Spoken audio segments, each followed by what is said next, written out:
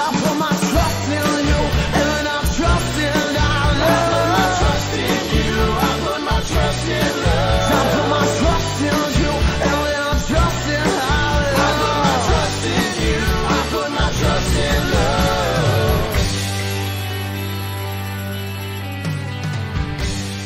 Hello, friends.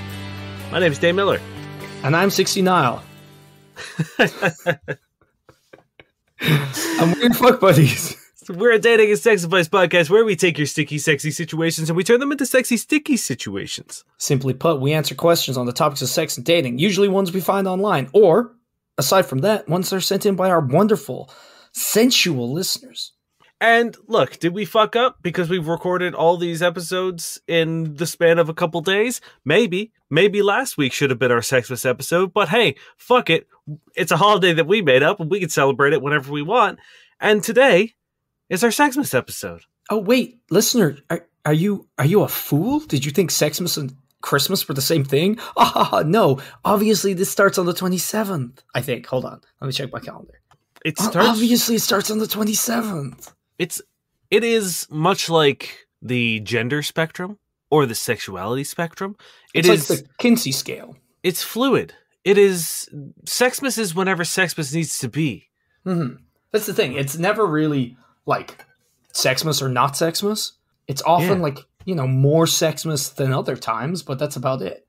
It's Schrodinger's holiday. Yes. If you put it in a box. Yeah, that's why we give presents in boxes on Sexmas. Thank you. Someone's finally talking about it.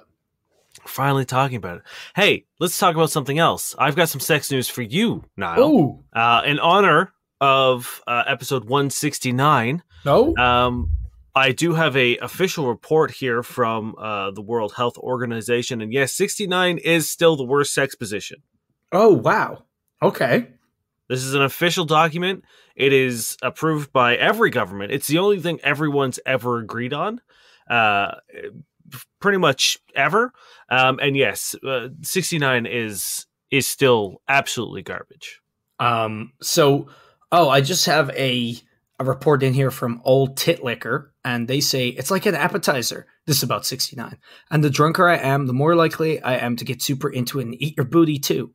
That would be quite a feat. Because, you would have to kind of either really, really crane that neck up, or you would be no longer in a 69 position and almost like a rectangle. Yeah. User deleted says, I hate it. It's so uncomfortable. I'm short. Nothing ever lines up. Mm-hmm. Yeah, that sounds about right. Yeah. Uncomfortable, unflattering, undignified, unsatisfying, says Persephone Hazard. I found a 69 review thread on Reddit. But you know what did happen that I haven't looked at, which is probably not as fun as I think it might be.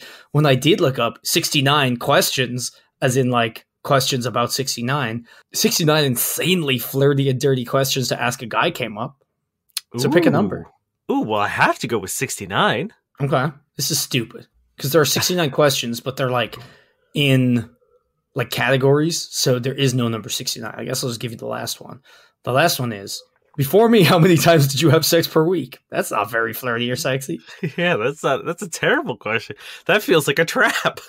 Yeah, it does sound very bad. If someone, because when I think flirting, I think before you've had sex. Not that you can't keep flirting after you've had sex, but I feel like my main, when I hear flirting, I think of trying to seduce someone. Mm-hmm. So that's not a question I want to be asking someone or be asked. No, that seems exactly like a trap. The answer's never. Yeah, I don't know. What is that? What's sex? Who are you? I once was hooking up with someone and she said something really nice about my dick, and it was a very specific phrase or compliment, and she said it, and I was like, hell yeah, it's a real nice thing to hear about your dick. And she was like, oh, I bet you everybody tells you that. And I was like, no. And she was like, no, they have. And I was like, no. She's like, they definitely have. And got so angry at me. And it became a giant fight. And I was like, I'm not, what is this? What is this? So that's what this feels like. You can pick another number. I'll go with 7. 7, okay. Have you ever had a dream about me? Okay, that's a pretty fun one. Hey, look at this. Best dirty questions to ask a guy. Flirty and fun. What's your thought on premarital sex? Is that actually one of them? That is number 8. Wow. Sorry, what is your position on premarital sex? So even like less sexy. Yeah. How This about, seems... are you a shy guy sexually? Oh, how about another trap? Who is your dream girl if you couldn't have me? Wow. How about another weird one? What part of my body would you want me to tattoo? These are terrible questions. See, this is why we have this show, is because people out there have put these questions out, and someone thinks these are good questions to ask someone. Do you consider yourself more brainy or sexy? What? Why are, like, can I not be both? I would almost argue that you have to be both in order to be one or the other. Well, no, Yes. that's not true. Yeah, you cannot be smart unless you're sexy. Unless you're sexy as hell. But like, if you're just like a fucking bag of bricks, I'm probably not going to find you that sexy. Okay, this doesn't even make any sense. Okay, this is a website called bysophialee.com, and it's like a very stylish looking website. It looks very like Vogue-esque. Not Vogue, not Team Vogue. I don't know. Either way, this is under best dirty questions to ask a guy to turn him on. What part of your body? Hold on. Let me get comfortable here. Let me just get. All right, turn me on. Now, damn, you guys are gonna listen to me turn Dane on in real time. This is very intimate. This is a Sexmas gift for everyone. It's a Sexmas gift. Okay, you ready, Dane? Mm-hmm. I'm gonna ask you this question. You're gonna answer me honestly, right? Okay. Yep. What part of your body do you enjoy the most on a woman? Oh, fuck. Oh no, I gotta go change my pants real quick. What part of your body do you enjoy the most on a woman? What part of my body do I enjoy the most on a woman? Huh. What does it mean? I mean, I guess... Even if we correct it to on a woman, what does that mean? My dick, I guess? I like my dick, like touching a woman? I would say my hands. I guess, yeah, because you don't put your dick on something. I don't really just kind of casually just like flop it down and be like, well, there it is. It's on you. You like it? Okay, well, are you ready to be turned on even further? I don't know if that's possible, but let's see what happens. Would you ever sleep with your ex's best friend? Oh, damn. Why? What? These are all so, like, insidious. Like, this is all stuff that I feel like she's the kind of person who, if she was an undercover cop, would be like, hey kids, are we getting up to crimes today? Sorry, hello fellow criminals. I sure would like to break the law today. Who's doing something illegal? Have you ever stared at my butt or chest? I mean, so like, if it wasn't so stupidly worded, I think that's a fair... I remember I was on a date, and when they came back, they were like, be honest, did you look at my butt when I walked away? And I thought that was kind of fun. Mm-hmm, that is. Now, are you ready for best dirty question ask guy, flirty and fun, right? You ready? Ready for this? Uh-huh. It's so flirty. It's so fun. Wow. If you had to choose your least attractive feature of mine, what would it be? What? Hey, big boy, what do you fucking hate about me? Yeah, what would you permanently change by tattooing on me? What? Hey, you wanna go back to my place? But first, you gotta tell me what you absolutely can't stand about me. Oh my god, are you ready to turn him on again? We're back to that section. Are you a virgin? Oh, I'm turned on. Damn! My boner is ripping through this... Oh no, it's... Oh no. Is that it knocking on the... It knocked on the mic. It has its own power. It's... Jesus. Yeah, this is... Imagine someone asking, hey, are you a virgin? Is going to turn anyone on? And that's the thing. It's like, you're not asking it to figure out if they're a virgin. It's some kind of like... It's meant to turn them on. So like, someone might be like, oh, I know he's not, but I guess this is how I do it. Hey, are you a virgin? He's like, what? We talked about this. What are you what? No. Am I some kind of chump? Am I a chump to you? Am I a chump to you? Yeah, this is wild. The majority of these suck balls, and not in a good way. Yeah. Sucking someone's balls would be a much easier way to turn someone on as opposed to asking these questions. I don't like it. Well, I think we're just going to deep dive into By Sophia Lee. I mean, is there more? There's a whole section called All Posts on Relationships. Okay. All right. Let's see what Sophia Lee's got. How about 25 random questions to ask a guy that aren't super basic? Hey, guess what? Going on By Sophia Lee and finding a list of 25 things to ask a guy is itself super basic. Hey, I need to know what these non-basic questions are right All now. right, pick a number. I'm going to go, let's go with 13. 13, okay. What's your favorite color? Do you have any unique talents? Okay. All right. Okay, but you ready for 11? Yeah. Where's your family from? Oh, nothing basic about asking about family. How about 7? What's your favorite show to binge on Netflix? These are all very not basic. How about, this one's super random. What's your favorite sports team? Oh. Damn, Lol. these are like cutting to the core of a person. Oh, damn. They just get more intense as you go on. Number 19. Do you have any pets? How are they? It upsets me that you being on the site is probably generating them income right now. Yeah, probably. And it upsets me that this person, there's a good chance they're making a decent amount of money on this website. And it upsets me even more that there are people who think these are good suggestions, good questions to bring to a date. Yeah. It's like, if you were just like, hey, here's the most, like, I'm not even talking basic, like, buying a fucking, caramel frappuccino. I'm talking basic as in, like, the most basic shit. Like, number 1 question, like, do you have a pet? Like, boom. That's not in any way random. It's not in any way deep. Yeah, I mean, that's the thing. It's like, I'm not saying these questions are bad. They're not bad questions.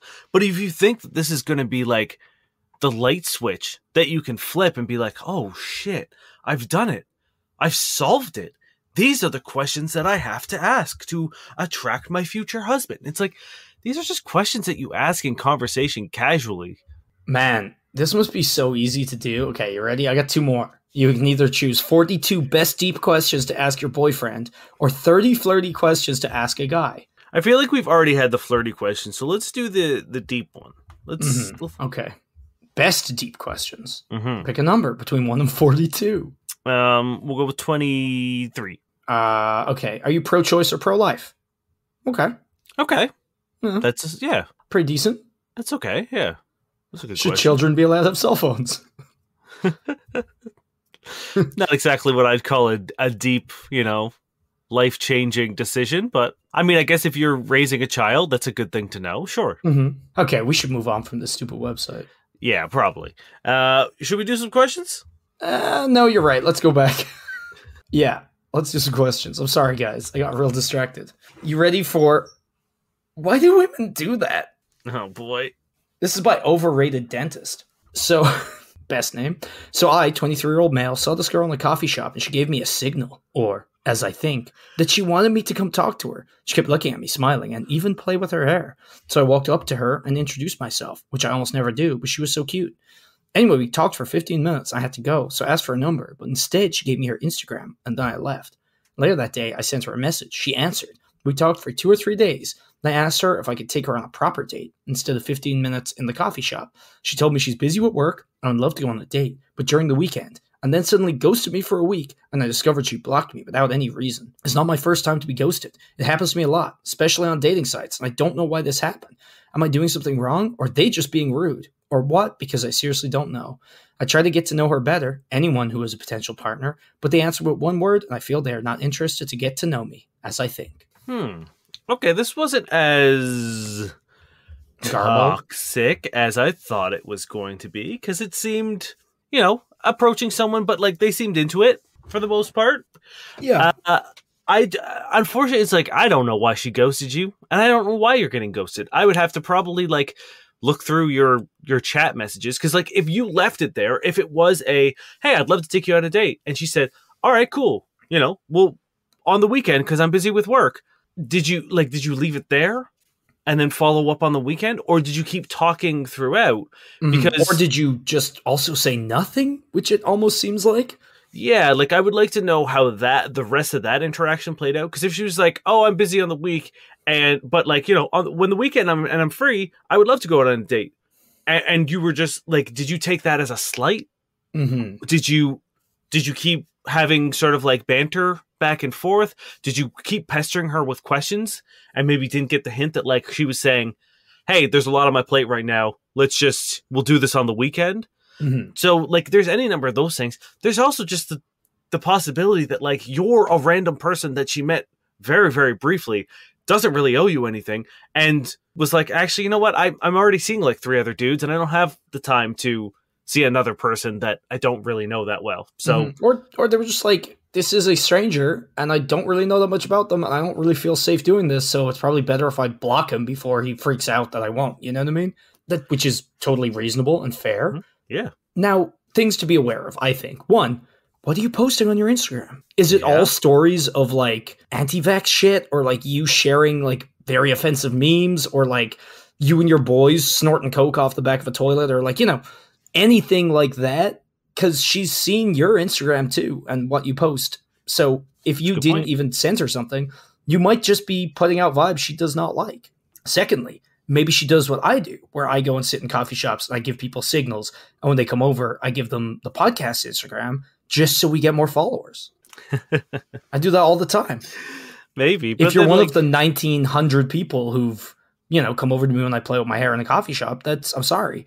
I was using you for more follows. Gotta never stop self-promoting. NSSP. That's what I do. Yeah, it's unfortunately like the why did they ghost me question is something that no one can really answer unless you like give us your text history or your post history, or if this guy was like, I then message her every 30 seconds until the weekend. It's like, okay, well then, like, okay, cool, yes, we figured it out. So you really have to look at like what you did in the between times between when she said I'd like to go on a date with you this weekend and being blocked. I will say I also kind of not on this guy's side purely from the why do women do that like title, because it's weirdly bitter and it's weirdly like sexist, right? It's not just like being like, oh, women always ghost, women always do one word answers, and it's like, it's not like a gender trait. Yeah, like the correct phrasing would have been like, why does this happen to me? Why is this always happening? As opposed to being like, why are women doing this? Exactly. The fact that this is how he phrases, like how it's like framed in his mind, probably means he's not quite as charming or as lovely or as suave or as appealing as he thinks he is. Like it's very possible this person kind of thinks you suck because you seem to have this weird like victim mentality in a sense. And like, it seems to be an issue that's happening a lot of the time. And more importantly, it's like you met this person for 15 minutes and chatted to them on Instagram for a few days and you're this upset about it. You should be like, oh, didn't work out. I moved on. It's like, you shouldn't be that invested. No, because I didn't even think about like the stuff that you're posting. So yeah, it's like if you are posting a bunch of stuff being like, women are always doing this, or like being a strong man is this, it could definitely have been a turnoff. So you just have to, like I said, you have to look at that gap between when she said yes to a date to being blocked, what you were posting, what you were saying, and what you were doing, and really examine and analyze what you were doing there and see if there was a bad vibe mojo thing happening on your end. And if there wasn't, then you just chalk it up to people being people. Oops, like it's gonna happen. A lot of people ghost, and the stranger doesn't really owe you anything. 100%. This comes from Reddit user. Stop saying that shit. I'm not gonna read the title because it's good. Oh, I'm not gonna lie, and I hope the listeners feel the same way. I love it when I hear I'm not gonna read the title because I know it's gonna be spicy. I really don't want to complain because my boyfriend is a sweet and amazing guy. Everything about our relationship and sex life is perfect, but he keeps saying things like groovy during sex. The timing is absolutely awful too, because he often says those things while I'm coming or trying to come. Last time I was giving him oral and I was so turned on. He was getting close, I was getting close, and then he moaned, "Oh, groovy." He was able to finish, but I was so turned off that I just stared at him. He ruined my orgasm, and that's not a kink of mine, so I was not happy. Nor is it groovy. Another time, I was riding him and experiencing an intense orgasm. I was shaking a little. He held me and asked, "You feel good?" Cool beans. Let me tell you something. It ruined the mood so fast, and I even told him to please stop saying that. Although he says a lot of irritating things, groovy is by far the worst. He'll say it when we're changing positions, when I'm moaning, when I ask him to keep going, etc. It takes me out of the moment. Am I just being petty? I mean, our sex life is great, and he's an amazing guy. He doesn't even talk like that outside the bedroom, so I'm not sure where this is coming from. One time I discussed this with him, and he says that he didn't even realize he was saying it so frequently. He claims that he's still a little intimidated by me. We've been together for 6 months, so he gets nervous, which causes him to talk. I don't see why you'd feel intimidated at all. So what can I do? Or we do? I've asked him if you'd like to wear a ball gag next time, and he seems interested. I just don't have the heart to tell him why I'd like him to wear it. Damn. This is a pretty groovy question. Can you read the title now? Yep, it is. Boyfriend says things like groovy and cool beans during sex, and it turns me off. Oh, so good. Didn't we have a cool beans question before? I think so. Or we definitely had some beans questions. Maybe. Oh, we've definitely maybe had beans I'm mixing them up. questions. You know what? I've been like getting a lot of audience feedback, and we need more beans, apparently. So this is a close second. I'm confused, because it almost seems like they've talked about it, but then it also seems like they haven't talked about it. It's almost like Schrodinger's talked about it. Did they or didn't they? Because she's like, oh, I mentioned it, and he's like, oh, I don't even know I say it, blah, blah, blah, blah, blah. But then she's like, I don't have the heart to tell him why I want him to wear the ball gag. And it's like, okay, but also, if you talked about it, did he just be like, oh, yeah, I won't do that, and then immediately when you were fucking was like, groovy? I mean, it's one time I discussed it with him, and he says he doesn't even realize he's saying it so frequently. So I know, but like, there's no update on, like, any rational person writing this would then be like, and next time it didn't change, right? Because now I'm wondering if they didn't really discuss it, but like discussed the word groovy. Like, oh, you say that a lot. Or like, oh, it's weird that you say groovy. Not when you say groovy, it ruins my orgasms and turns me off. Yeah, maybe. So step one, just be like, hey, this might seem really weird. I love you. You fucking rock my world. Our sex life is incredible. But like, honestly, sometimes you say stuff in bed and like, it's so surprising that it like really takes me out of the moment and be like, you know, when you say groovy, obviously nothing to do with you, but it's like, it's not your usual vernacular. And it's like, it seems a little forced. It's kind of out of nowhere. And it's like, it's not you. So it is surprising. And that surprise draws me out. Boom. That's not offensive at all, I don't think. And like the fact that you're saying like, oh, it's not the way you usually speak is great, because if you usually said it, I don't know if you'd have much luck in this department. So just say that. And I really don't think you'll get upset. Now, I agree with everything you're saying, but I don't think any of that is going to matter or stick until you come to the real crux of this question, which is return fire. No, I mean, he's intimidated. The reason he's saying this shit is out of like a nervous tick. But yes, you say crazy shit back to him. Yes, you find what makes him quiver in the bad way, and it's probably like bodacious or like, well, what's worse than groovy? Radical, tubular, bodacious. I know someone who was sleeping with a very attractive man, and he would like regularly pause during sex, look down at her and be like, I love your juicy bod. And it killed her every single time, and not in a good way, to the point where I think they actually had to stop sleeping together, even though he was very attractive. So maybe tell him you love his juicy bod. Say body. Say bod. No. Yes. I think you need to come to, like, the reason he's saying this weird shit is probably because he's fucking so panicked. And it could be for any number of reasons. Maybe he's not that experienced. Maybe you're his first sexual partner.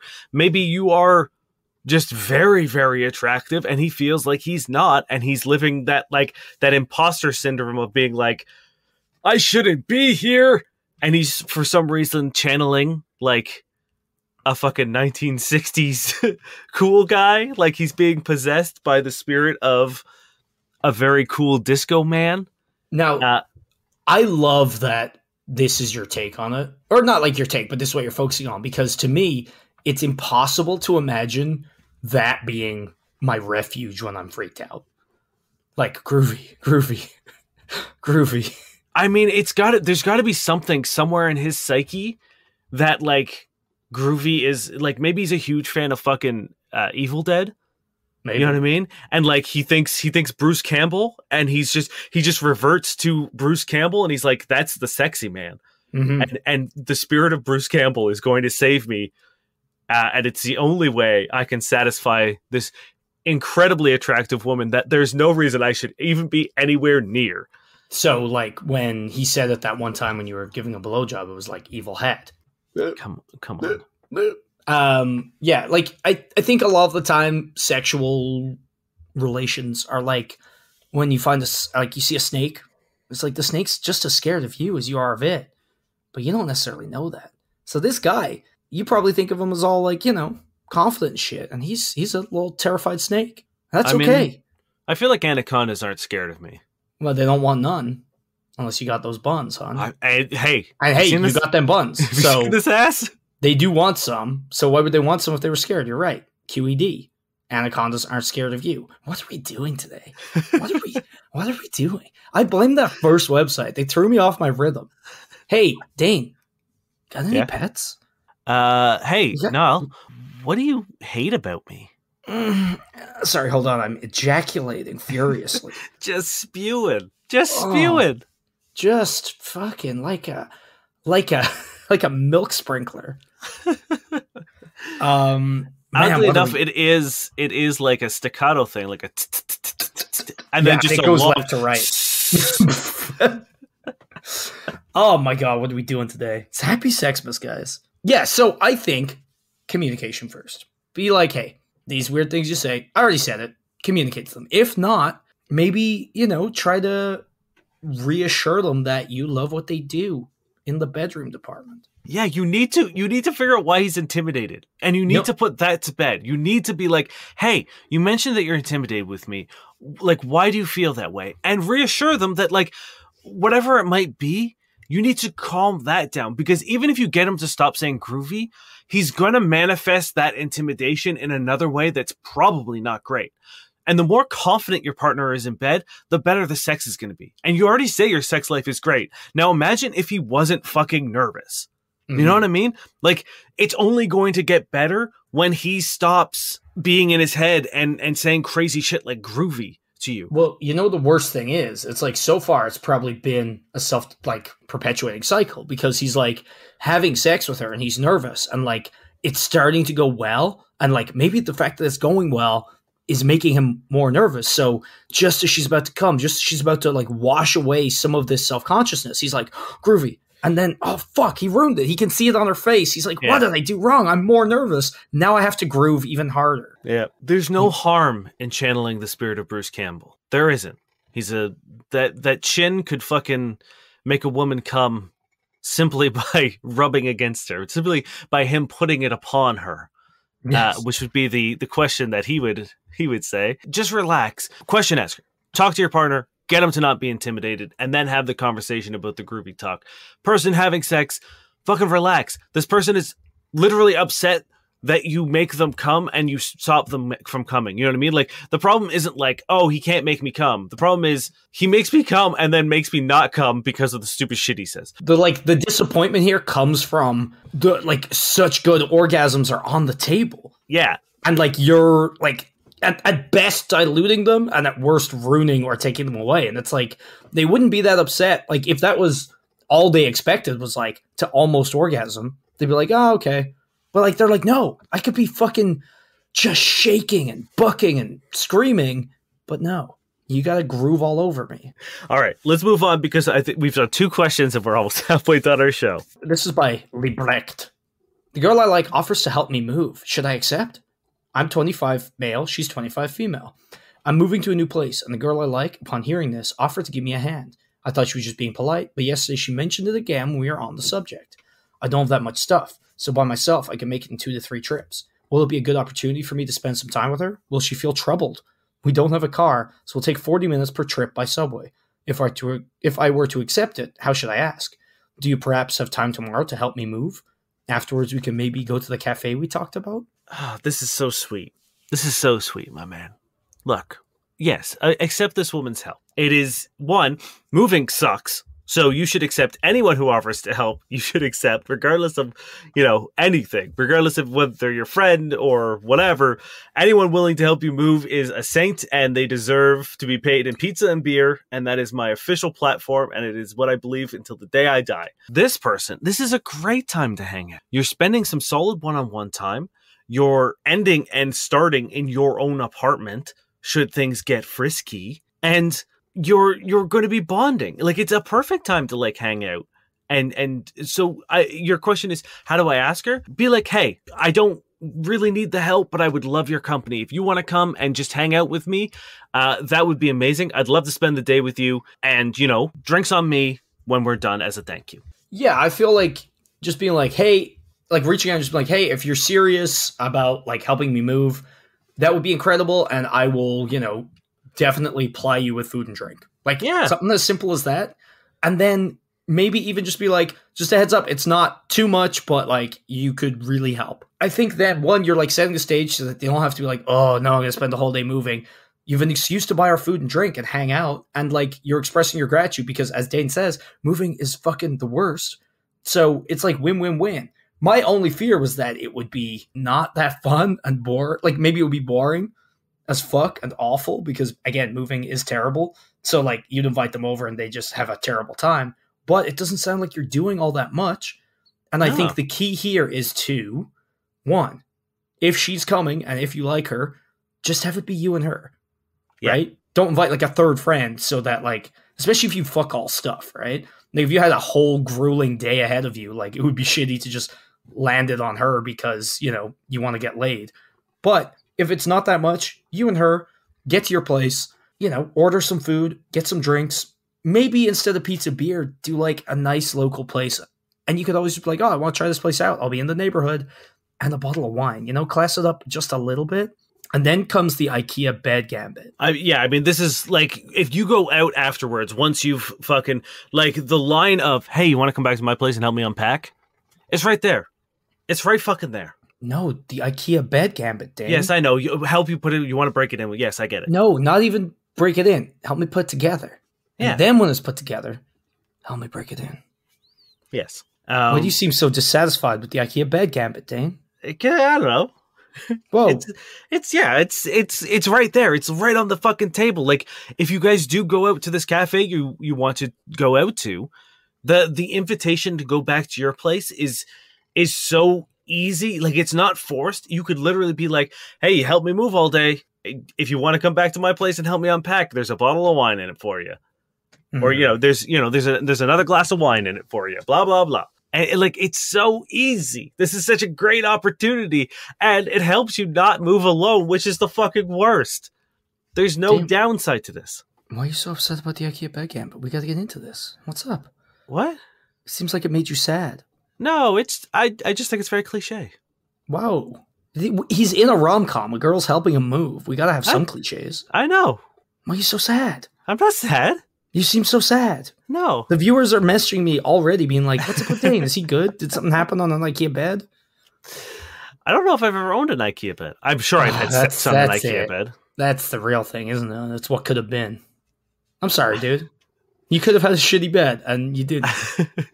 I'm actually in the market for a new bed, so maybe I'll treat myself to an IKEA bed in the new year. Well, if you give me the money for a good bed, I'll give you my old shit bed. Yeah, like, I want to be anywhere near your fucking sin bed. Whoa, it's all coming out today, huh? Happy Sexmas, I guess, guys. But yeah, I assume you would also give me your filthy mattress as well with your bed. I got a new mattress pretty recently, actually. It's very delightful. As if it's not already filthy. Don't try to pull. All right, I think we did it. This is more similar question to my first one. How do I tell my girlfriend her moans and noises during sex make me uncomfortable? My girlfriend usually moans in a very, I'm not sure the correct expression, painful sounding way, maybe? I often find myself slowing down, stopping, and asking if she's okay. I'm a bit more of the sensitive, nurturing side, personality-wise, and she always tells me there's nothing wrong. These sounds come naturally to her when she's enjoying it, but I still can't help but be turned off by them somewhat. Still, I can't expect her to be quiet or make sounds differently if this is what is natural to her. I'm not sure what I can do or how I should approach this. Any advice? See, it is the good thing about someone saying groovy is that, like, you can very easily not say groovy, presumably. Now, the only issue with moans and stuff is, like, they're often more natural, but sometimes they're not. But it's like, if it's a thing that she doesn't have control over, this could be an awkward conversation. But I think you have a very good way to begin by what you've already told us, which is that you're worried that she's in pain and you care. Just be like, hey, when we have sex, like a lot of the times you make a noise that like really sounds to me like I'm hurting you. And I just want to like check in and make sure that like I'm not. Hopefully you're not already, but if you are, this is a good time to, figure that out. And if, you guys clear that up, you could be like, I don't know what it is specifically, but maybe you could be like, hey, like, could you just not make something like that sounds so sharp, or so like whatever, and just let them know that like it takes you out of the moment because you're concerned about them. Well, I think you're right. And I think I don't think necessarily changing, like asking her to change the noises she makes, because like you said, like those are instinctual. Like it would be very hard, I think, to change the way you naturally moan or express pleasure. Now, but I will say just the caveat is that, and that's kind of why I went with this kind of train of thinking, is that a lot of the time it isn't natural and it is put on. So, maybe. I think the conversation is good just in case she watched porn once and was like, yep, I got to do it this way. I think the first time of like you saying, hey, like the reason I'm asking you about this is because I'm concerned about you. I think like I get that. And I think that's a great thing to do. What I would suggest is also introducing the idea of a safe word so that if she is in pain, you don't confuse. So you train yourself to look out for a more direct noise or word or signal that something isn't right than just trying to guess based on moans and nonverbal communication. So if you say like, hey, sorry, there are times during sex where your moans sound like I might be hurting you. I'm very concerned about that. And it kind of takes me out. Can we establish that like, if something is unpleasant or you are in pain, that we do this? So that way you have a very clear, oh, okay, you're not liking this because you've done this, as opposed to being like, I don't know if you're liking this because the noise you're making kind of sounds like you're not. And if you guys work on that communication and come to an agreement that, this means good, this means bad, then I think that you can kind of Pavlov yourself into enjoying whatever moans she makes naturally, if that makes sense. And that's the thing. Like either way, I think it's going to help, because if that is honestly your worry, that you're, legitimately concerned and not just kind of a reaction purely to the noise. Whereas like if it is just, you're not hurting her, but the noise is just so pain-filled that you can't look away, then maybe you gotta find another partner. I don't know. I mean, yes, unfortunately, like if this is a fundamental thing, that like if this is just the noise she makes and it is not a noise that meshes with your personal tastes, unfortunately, some people just aren't sexually compatible. And that's just the fact of the matter. Like I know I was once with someone who would scratch a lot and I fucking hated it. And they were like, I don't know what I'm doing. Like it's an impulse thing that I have. And we tried all sorts of ways. And like she would catch herself, a brief second into it and be like, oh shit, sorry. But like it happened so frequently that I was just like, this isn't going to work. I enjoy sleeping with you and I really like you. But like, I can't have you, draw blood out of me every fucking time we sleep together. Mm-hmm. So it's one of those things where it's like, if this is just ingrained in her, if this is the noise she makes and it's just a noise that does not mesh with you, unfortunately, as Niall said, you might have to find another partner. Let this load. All right, this is posted by Five-Headed Giraffe. Someone I hooked up with in October dug her nails into my back so hard during sex it left scars. Damn. What do I say to people I date now? I'd like to be honest, but I don't know if it'd be a turnoff or not. So yeah, hooked up with a girl 2 months ago. She was so into it, she dug her nails into my back and caused me to bleed. The wounds scabbed over, and I tried not to touch them for a week or so. Now it's December, and they're just scars at this point. But they're very visible, and I have other scars on my body related to surgeries, so my scars naturally come up in conversation before sex when we undress. I'm now worried about having sex with new people and explaining my sex scars. I don't want to lie to people, but at the same time, I'm worried it'll come off as a huge turnoff. Do I make up a story of a cat fucking my back up while I was asleep on the couch or something? I feel like if you have surgical scars, people are going to be drawn to those before they see your back. Mm-hmm. So I think that if the scars come up, I don't think you have to give an explanation as to like what every single scar on your body has come from. You can just say, oh yeah, I have a bunch of scars. A lot of them are from surgery, and just move on. And if someone, like, if for whatever reason you're lying on your stomach after sex and someone's like, oh, what about these ones? Then, like, yeah, I don't think there's any harm in you saying, oh, someone scratched my back really hard once. You don't need to necessarily say, like, during sex or anything. People can infer what they want to infer. But you're right. It's ridiculous to have to lie to someone, because if this is someone you're hooking up with casually and then up dating for a couple years or whatever, to one day have to be like, oh, actually, it wasn't a cat. You know what I mean? Like it just makes no sense to set a lie in the foundation of relationships when it really isn't that big of a deal. Like, it has nothing to do with them. It has nothing to do with you. It's a transient thing. And I promise you, those scars are probably going to fade much faster than like surgical scars. Because I've had like cuts and scars and stuff that you can barely see now from similar things.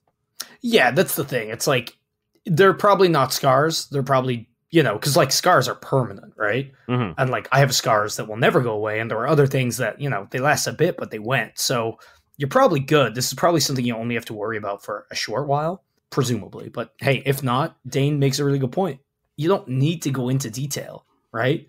And I feel like going into detail is probably, even if it's fake detail, is probably going to draw more attention to them. You know what I mean? If you're just like, oh yeah, I got scratched. Boom, done. Whereas like if you're like, oh, I got scratched by a cat, they're probably like, oh, damn, that's a big cat, you know? Or like it gets more interesting and then you have to lie more and blah, blah, blah, blah, blah. And it's like, if you start dating someone, you know what's going to happen? 3 years later, it's Thanksgiving dinner. They're going to be like, oh, it's so funny. He was telling me the story once about a cat that scratched the shit out of his back. And the mom's going to be like, he never had a cat. And you're like, no, show her the scars. And he clearly not a great liar. So he's going to go beat red. She's going to know what that means. And then you're going to have unveiled his sex back scars to everyone at the table. It's going to be terrible. Yeah, there's no reason to set a foundation of lies for something as stupid as this. You know, like, and if someone's like, oh, I'm sorry, you've had sex before me? Then they're not a mature partner. They're not someone you want. Like, it's all in the fucking wash. Don't worry about it. As now that I both said, those things are going to be like in a couple more months, you're probably not even going to see these things. So don't worry about it. If someone asks about it, you know, if you have to, just kind of make sure your back isn't super exposed. The likelihood of a sexual partner seeing your back is pretty slim, unless you're, you know, walking around a whole lot or like lying on your stomach. Pegged. Or getting pegged. Yes, I guess that's true. I don't know what you guys are doing, but and if they are, they're probably more of a mature sexual partner, presumably. I don't know, maybe a little bit more adventurous. I doubt they're gonna be as weird at the thought that you've already had sex. So yeah. And if they are weird, just be like, hey, I literally stopped sleeping with this person because they did this to me. Yeah. This isn't a fond memory. This isn't like a trophy for me. This sucked and I didn't enjoy it. But that's the thing. It's like, if for some reason someone is weird, either about the explanation or like the fact that you haven't given them like a detailed explanation, fuck them. That's probably a good indication that you don't want to sleep with them anyway. So you got this. All right. I think it's Tinder time. That's how we like intro this part now. At the end of the episode, we like to peruse online dating platforms and see what's out there. And it's usually trash. And we peruse Tinder, Hinge, Bumble for online dating profiles. We comb them for red flags, see what works, what doesn't work, in an effort to make your online dating experience a little more enjoyable. You ready for Die? They give their Instagram. Okay. Then it says brave and straight. Say they're from Cyprus. And then no vegan, but I'm gourmet. What was it? Brave or straight? Brave and straight. Oh. Yeah, there's nothing braver than being straight. And this, that's like, in this world, doesn't it kind of feel like an anti-LGBT, like, oh, I'm proud of like being straight? Like, what? I have the bravery to be straight. I'm also like always a little confused as to why people, I understand on platforms that don't have like your sexual preference or whatever, but I'm like, if I'm on a dating platform and I've set myself to be a man and you see me, then I assume that you are into men, right? Yeah. Also, like, if I've swiped on you, it can probably be assumed that I am into you. Yeah. So I understand, like, if you want to clarify, because I know a lot of dating platforms have gotten pretty extensive in their ability to, you know, identify yourself as where your gender identity, you know what I mean? Even Tinder has gotten fairly good, I think. So, but I feel like, you know, if you want to say that you are, you know, gender fluid or non-binary, that kind of thing, I think is okay and important. But to be like, I'm straight or I'm bisexual, it's like, well, okay, That's fine. If you're bisexual, cool. But that just means that you're going to see men and women on your profile, and it really doesn't have any bearing on me specifically. But I think there's an extra level of cringe when you declare yourself as straight. Mm-hmm. And I don't know why that is, because, it's just as important to know that someone is as straight as they are as it is to know someone's gay when you're dating or you're looking to attract a partner, I guess. But I don't know. There's something about it to be like, especially when you pair it with the word brave, because there's nothing brave about being straight. I don't know. It feels very like homophobic. It feels homophobic. Yeah, and I'm assuming it actually is. So you know what, Di? Fuck you. Yeah, it's very dog whistly. Yeah, and maybe it's not, but even if that's the case, then you're just like oblivious. And like in this fucking climate, I don't think you can afford to be oblivious. Yeah. Yeah, exactly. I'm going to give it a 1 as well. This is Cho. I have almost everything I want right now, just missing a relationship. I have a career I enjoy, good friends, and family. I want someone to go for walks, brunch, etc., Netflix, and chill. I'm caring, compassionate, and affectionate, looking for a man who wants the same. It's almost quite cute and lovely, but you know how I feel about people who want a relationship. Yes. You know? I feel like if you take that line out of this profile, I would be much more inclined to be like, hell yeah. To proudly say like, hey, my life is under control. I'm very happy. I love my friends and family. I've got a great career that I enjoy. They don't brag about like making a bunch of money. You know what I mean? Like it's a career that I enjoy as opposed to I'm a straight up baller. Yeah. And it's just like, I'm looking for these things. I'm looking for like a low key sort of situation. And I'm looking for someone who's looking for the same. Great. Yeah. But to say you're looking for a relationship makes me feel like you might be willing to cut a little corners. You know what I mean? Like you're going to try to shoehorn a relationship before it's time for a relationship, as opposed to just letting things naturally occur. Yeah. So it also like, it doesn't really give me that much about you. I love the confidence. I love the like solidity of like your happiness. Like I love that you're thriving, and that's great. And you have the confidence to say so. I hope it's, I hope it's real. I hope you're doing well. But I'd like to know what you're into. I'd like to know a little bit more about you, and I'd like you to take away the like, I need a relationship part. So it's like a 5. Yeah, I'm going to give it a 6 because I like the positivity, but I do think that you just, a couple more tweaks, and I would give this like a solid 8 or 9. All right, this is Addis, and this is all in capital letters. So do you want me to shout, or are we just going to theater of the mind it? Yeah, please don't shout. Okay, I'm going to say it very softly then, but you got to imagine I'm shouting. I'm at a place in my life where peace is my main priority and negativity cannot exist. I will no longer match people's energy. See, when you say it calmly like that, that's quite I'm nice. at a place in my life where peace is my main priority. Yeah, it's a very different vibe when you imagine this being yelled at you. Hey, that's great. I'm glad you're not matching anyone else's energy. This is certainly not my energy, so I'm going to give this a 2. You know what's ironic? There's nothing peaceful about this, and there's a lot that's negative about it. Yeah. So, are you really at a place where peace is your priority and negativity can't exist? Because, it's like a 2. This is Leah, looking to eventually own a home in Toronto. Who wants to go halvesies? Or maybe we can just start with Netflixing a true crime doc. I like that. It's funny. Yeah. And they're funny. They like true crime. It's a solid 8. They're socially conscious about the housing crisis in North America. And appropriately miffed. It's an 8. Yeah. This is Anna. Have a nurturing kink, so we'll feed you till you explode. Kiss face. Hey, I had that one. No? So this person. I literally just found them. Did you swipe? Wait, you have it like on your thing? Yeah. That's funny. Well, there you go. I got there first. You did get there first. This one's tough for me because it is kind of funny, but I don't know how much of it is serious. Mm-hmm. I'm obviously not worried that they're going to explode me. That's not a fear of mine. But I am worried that they're going to be... We have dealt with like pseudo explosive kinks before. Remember the blueberry shit? Yeah. So hey, it could be a possibility. Maybe. I'm just worried that nurturing is a fun word for overbearing. Yeah. So I don't necessarily think it's a red flag. I just don't. It doesn't do enough for me. So I'm gonna give it a 5. They have such a like kind face.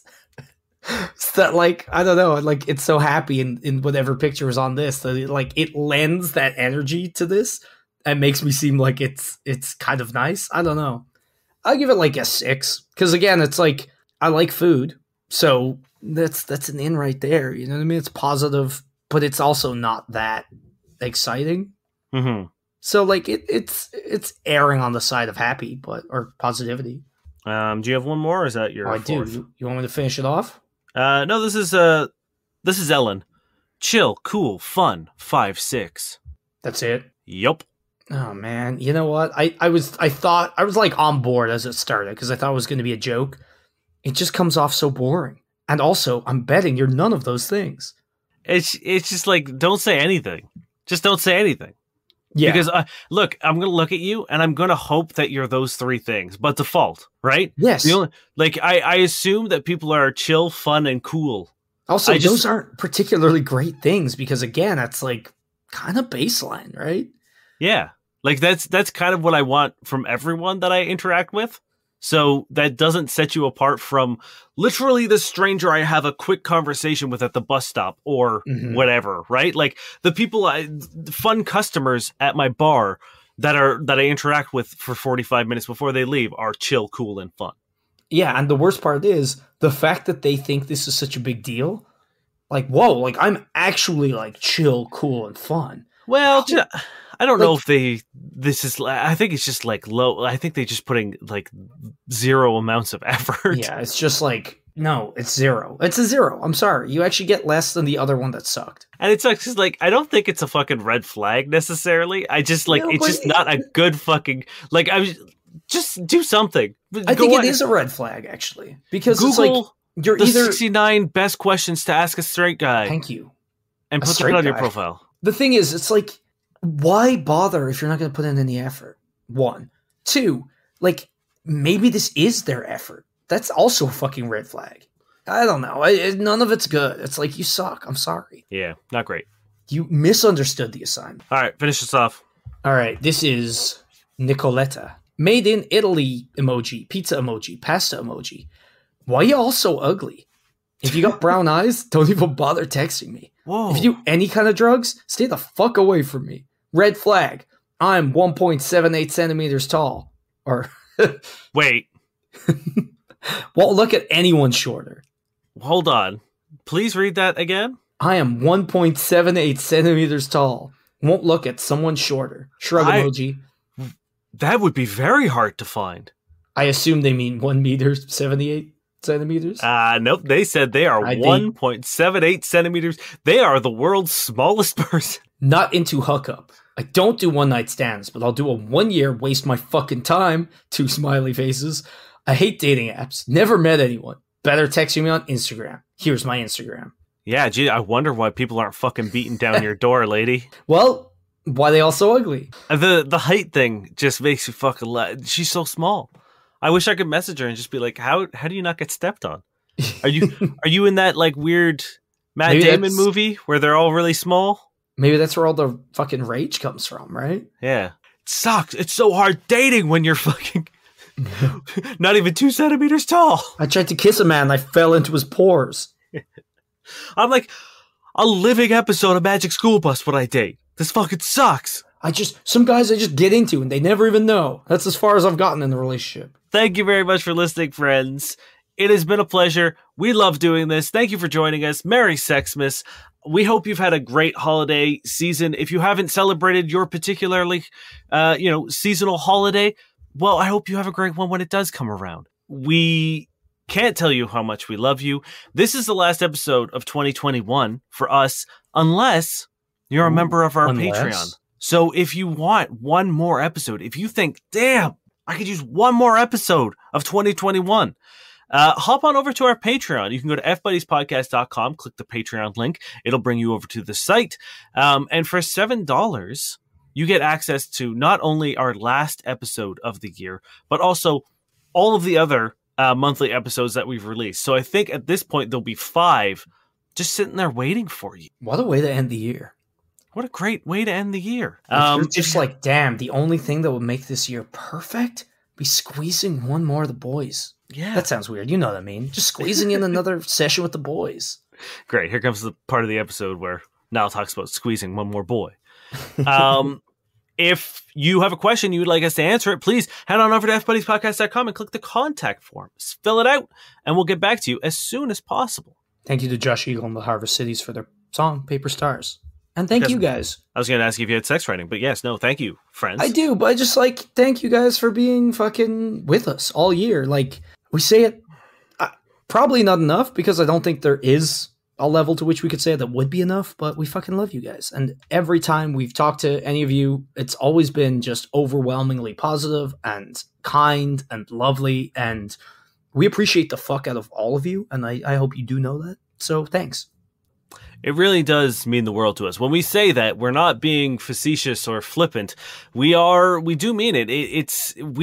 We do this every week, and it's a lot of work, and it wouldn't be worth it if it wasn't for you guys. And we appreciate you guys for everything you do for us, for hanging out with us, for listening to us, for sharing it with your friends. So thank you very much. And we really do hope 2022 is a year that benefits all of us, and we can finally start doing some normal shit again. Hell yeah. All right, hit me with some past sex writing. Okay. You ready for this? Yep. This is a book called Openly Straight by Bill Konigsberg. Oh boy, how brave. Brave and straight. While everyone was talking, I wandered up to the tofu pig. It looked real, unless you got really close to it. Then you could see it was very much not. Up close, you could see how the artist melded the tofu and the places where there are cracks in the pig skin. You could see the finger indentations where he tried to massage the tofu flat. It's like when you approach a woman who you think is beautiful, and you see the caked-on blush and mascara, and you realize what you are seeing isn't her. It's her vanity. You're seeing her attempt at beauty, and it's the opposite of beauty you're looking at. There's nothing I like comparing women to than tofu pigs. Pigs. Also, the fuck is a tofu pig? You know. I've dated a vegan for 6 years now. Hey, not much of one, I guess. Never encountered a tofu pig. Well, maybe she's been lying this whole time. Dane, Maybe. Wait, that was the 49th question. Do you know what a tofu pig is? You never asked her that? I know. Oh, I guess you just stuck to the basic shit. Never turned her on once. Never turned her on. My name is Dane Miller. And I'm 69. And we've been your fuck buddies. Oh, we have a new thing right here. Yeah, 69 is still bad.